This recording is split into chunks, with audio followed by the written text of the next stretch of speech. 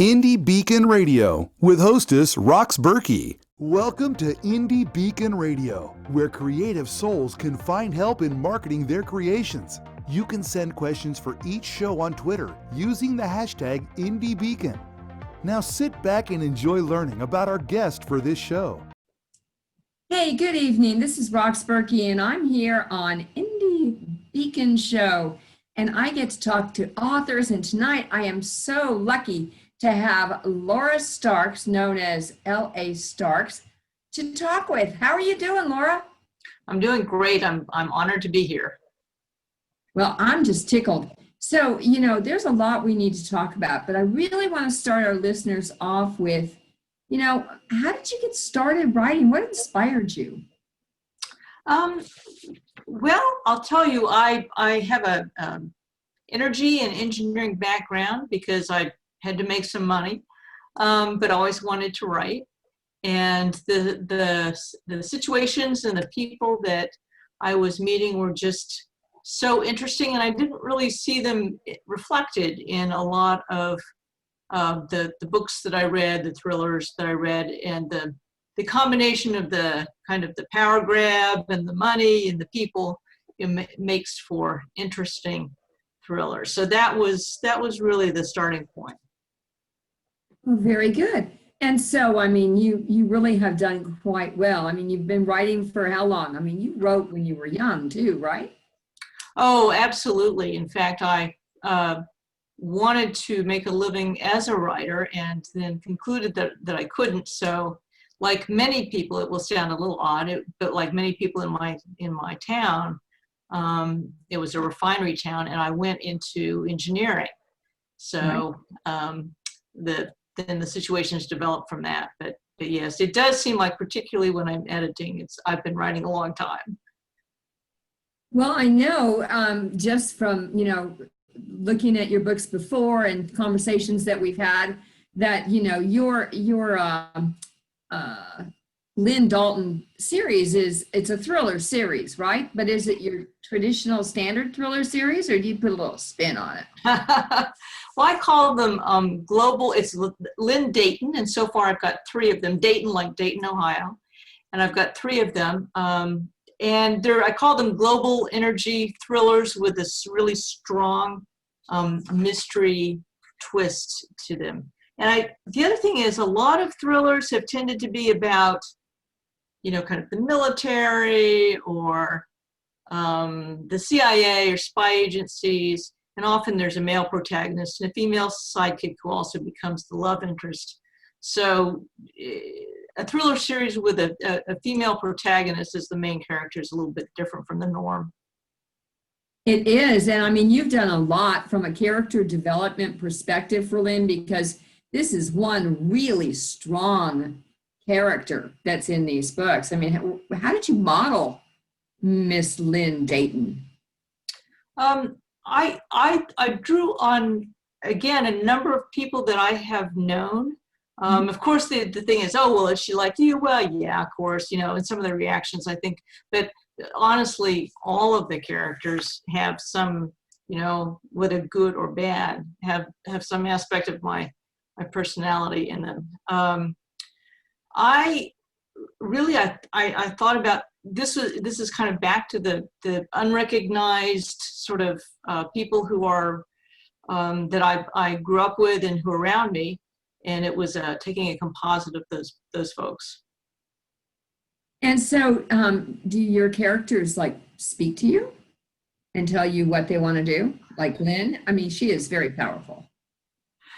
They do, and often when I first, people ask, well, do you write by the seat of your pants, or do you do an outline? And when I wrote the very first book, I thought, well, I'm just going to do this as it comes to me, as the scenes come to me. And that's the way they shoot movies. It's kind of all out of sequence, all out of order, which is great in terms of inspiration. But then when you go to pull it together, I had a lot of dead ends, and there was a lot that I had to rewrite, and there were tangents that didn't make sense in the overall plot. So after that, I've started outlining it. And people will, the characters will sometimes behave in ways I don't expect, for sure. Well, there you go. But that's part of the fun, right? That's where you keep the readers guessing. Yeah. So I know the first one in this series, I'm hoping I'm going to get this title right the first time. I believe it is 13 Days, the Pythagoras Conspiracy, right? It's Pythagoras Conspiracy. So, and it's named after, 13 days is the period of time that it takes place. So that's a familiar use in the title. But Pythagoras was, people say, oh yeah, that he's the guy who came up with the theory about triangles and the right triangle. But really, the way that I used him in the reference here is that he was also he was a cult figure of his time. And there were, if he gave the word, some competitive mathematician got pushed off the ship and drowned. Right. So I liked that cultish reference. Which really leads me to the next area I want to talk about, specifically on just the first book for right now, is where is your book set? It's set in Houston and in Paris, and I always say Paris, France, not Paris, Texas. Okay. And I have some settings and, a couple of, like a scene in Chicago and one in Los Angeles. And I often try to have, I have sort of a home base, in Dallas, but really it's Houston and Paris. Okay, so, and you chose that because you have familiarity with those places, so it was a little bit easy to draw upon. Is that a fair statement? Houston, yes. Paris, I actually, this is is part of what I do when I think about characters. I spent a lot of time sort of learning about, it's École Polytechnique, which is sort of the, if you will, the A&M of Paris, of France, except that if you go there, you're set for, if you get in, you're set for life.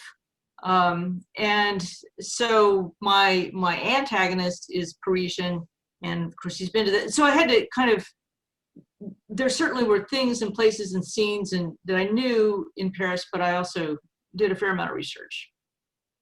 There you go. I mean, a lot of times on thrillers and mysteries, you do need to do a lot of research. So what do you find are the best tools for you to research? Or what's your method that you find the most success with?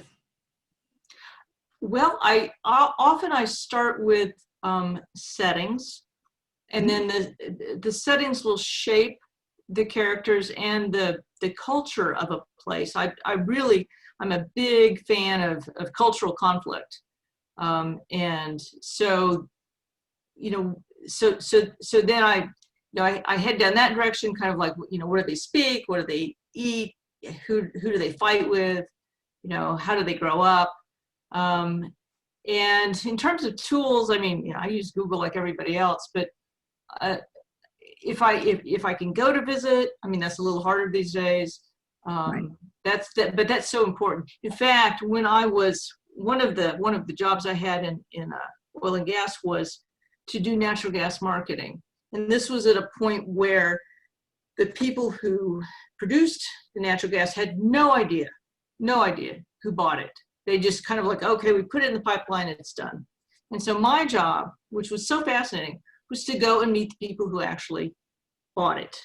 And it was a lot of these, little utilities that were really, wanted to make sure that grandma got her heat in the middle of the winter. And there was nothing like going to Iowa or, Minneapolis to really understand that viewpoint. Well, that's very interesting. So I'm sure from meeting all of those different kinds of people, you probably pull on that for your characters as well. Absolutely. Very cool.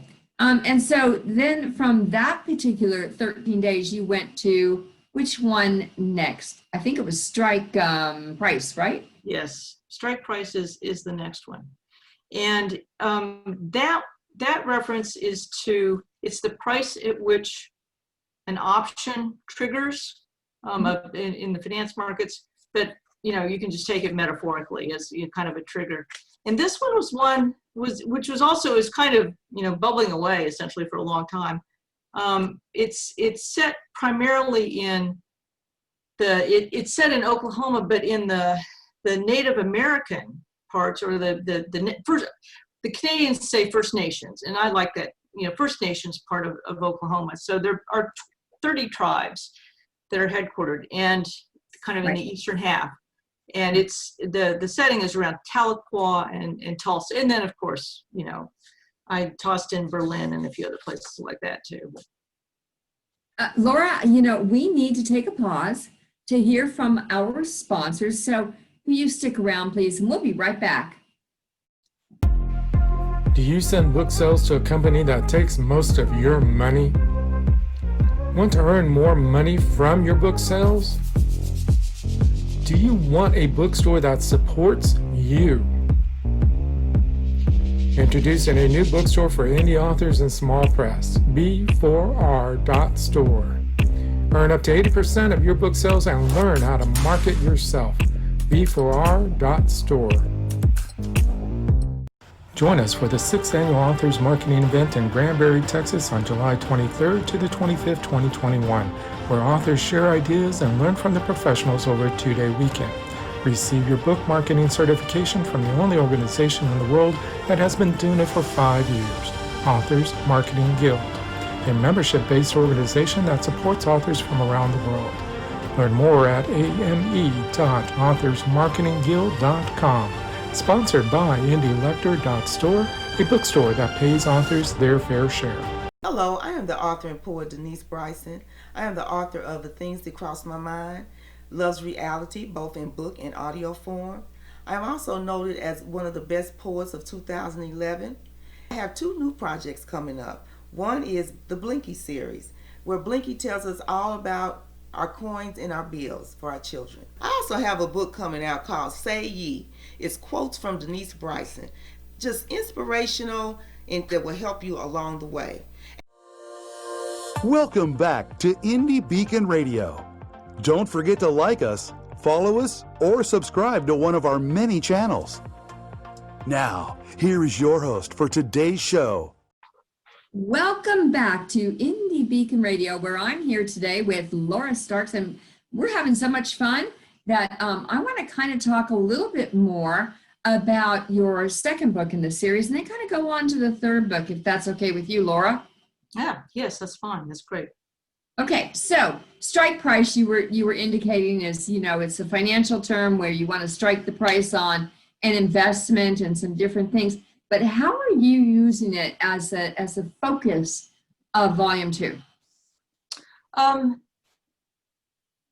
This was one where, and this is actually, again, references or kind of draws from an actual situation, because one of the most interesting things about these different, I'm talking about the different nations, and I focused on the Cherokee and a little bit on the Osage Right. in Oklahoma, is that they have these like tremendous budgets and tremendous businesses to work with. So they are very entrepreneurial.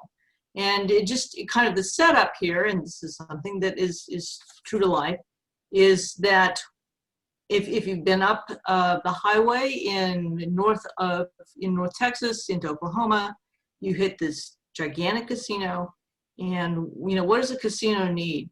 Well, all the cars come to it. It needs gasoline.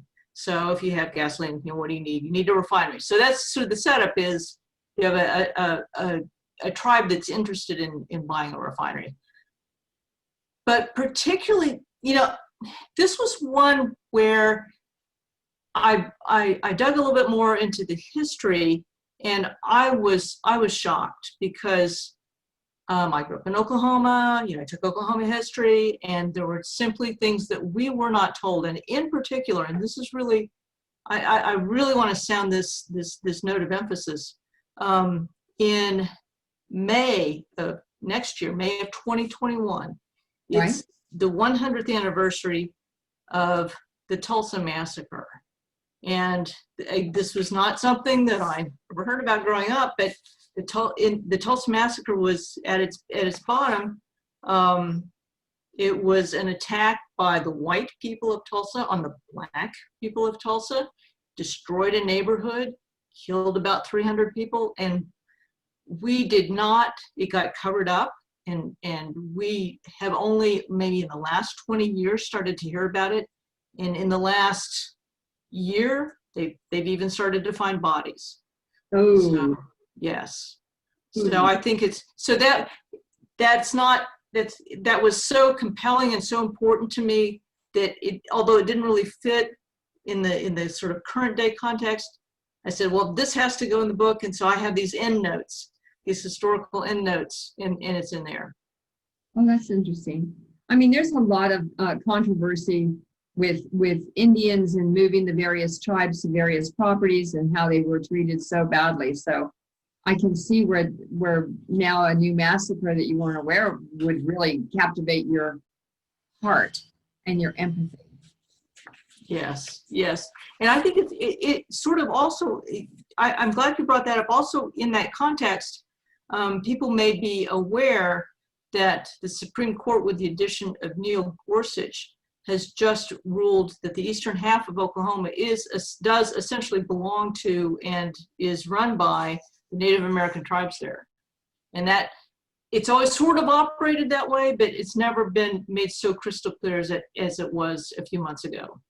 Which is really important because the clarity on those boundaries actually provides some additional benefits to the tribes that they've been lacking for a long time. I mean, it's just the sands. Yeah, it clarifies the property rights. And I will say that, again, the tribes are very entrepreneurial. They're very good at running their businesses.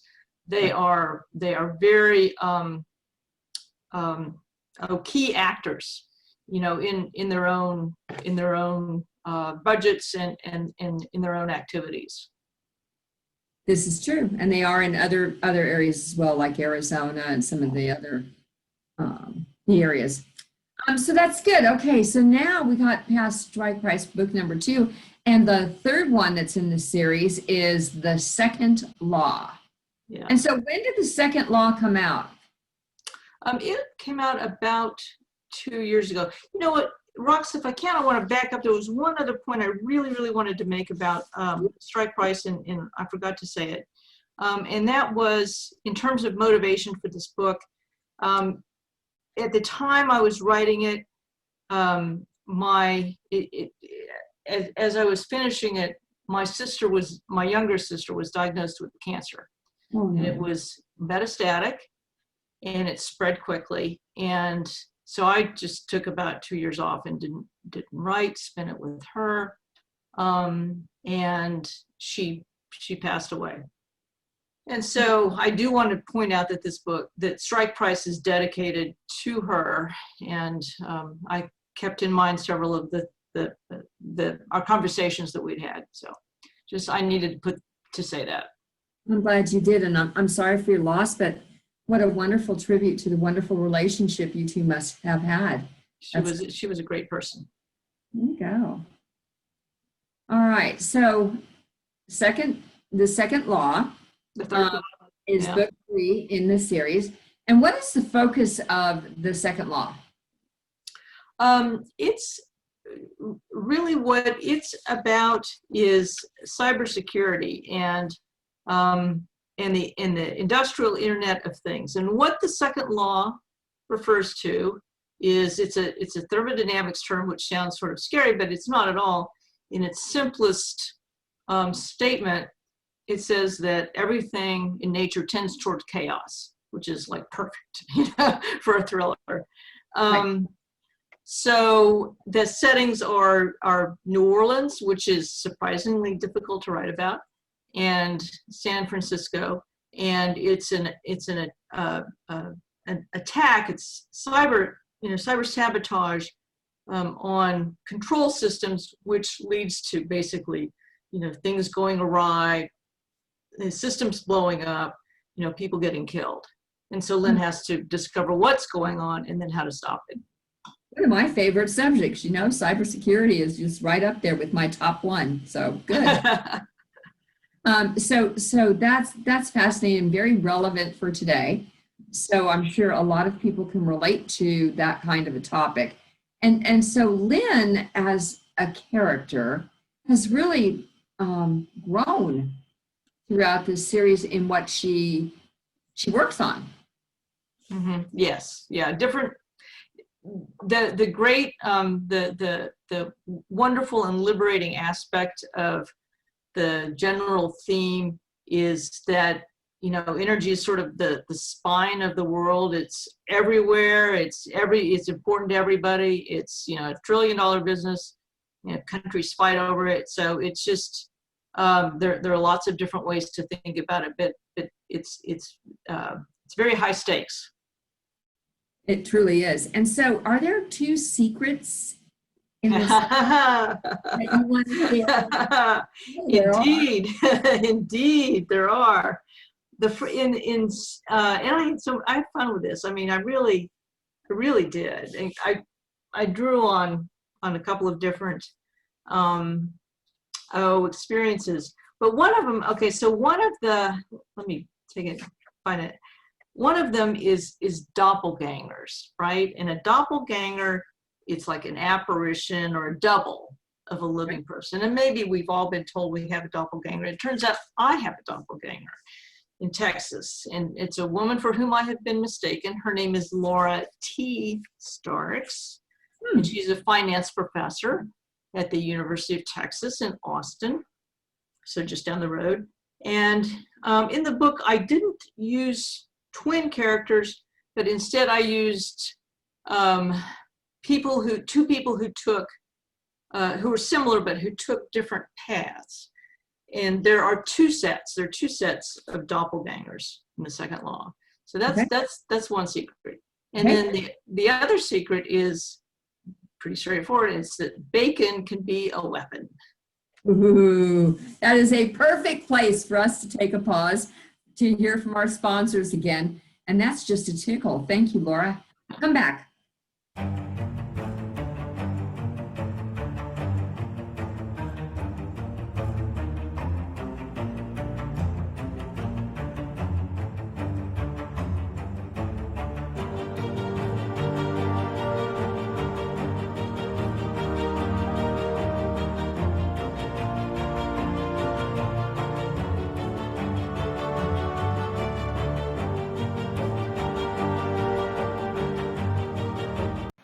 Authors Marketing Guild is a membership-owned organization designed to help authors succeed and learn how to better market and sell themselves and their books. Join us at authorsmarketingguild.com and receive so many benefits you'll wonder why you didn't join sooner. That's authorsmarketingguild.com. Welcome back to Indie Beacon Radio. Don't forget to like us, follow us, or subscribe to one of our many channels. Now, here is your host for today's show.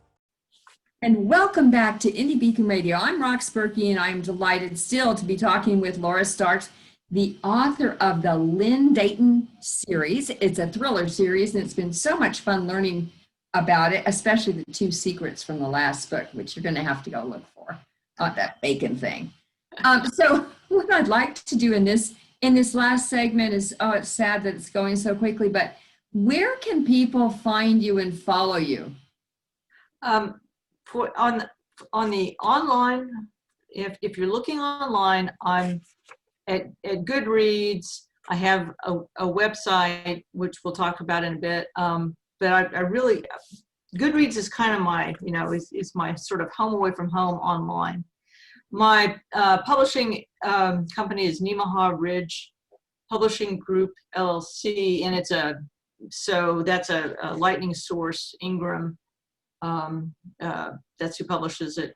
And the books can be found at indielector.com. And they are also available through independent bookstores. They're all over the place. I've got to give a shout out to Brace Books in Northern Oklahoma, which is one of my hometown stores. Barnes & Noble, And I've done a number of signings at Barnes & Noble stores. And then, of course, Amazon and Kindle. That is awesome. So, are you working on another book? I mean, do we have a number 4 in this series? Go off on another tangent to something else.